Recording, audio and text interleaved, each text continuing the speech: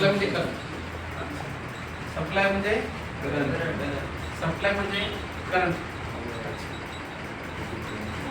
म्हणजे phase wise check करायला का? फेजला लाईव्ह वायर म्हणतात ना. आणि न्यूट्रल कसे चेक करायचे मग? सप्लाय म्हणजे दोन वायर आहे का? सप्लाय म्हणजे एक वायर नसते.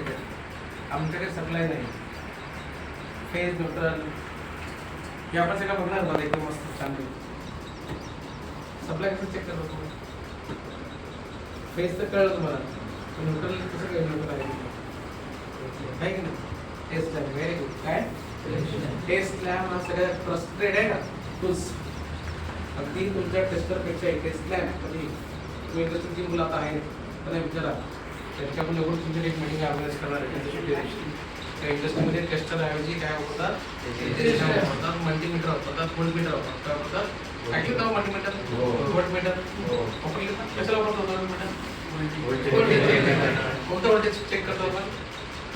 व्होल्टेजचे किती प्रकार असतात? कोणते कोणते? एसी आणि डीसी. इथे कोणतं व्होल्टेज असेल? एसी असेल ना. आणि डीसी असतं का? पॉवर, करंट, व्होल्टेज हे आपण असं चोरून पिक्चर देऊ शकतो का? नक्की असं घातक येतं निघाला चोरता येतं असं नाही. इकडे आहे का मोबाईल सगळ्यांकडे? मग कसं चालतो? कोणतं सप्लाय बॅटरी म्हणजे? हा मला इंटरव्ह्यू विचारण्याला प्रश्न होता, तुम्ही 20 तुमच्या पिक्चर बनवून घेऊ शकता का? मी सांगितलं तर नाही. फेल झालं.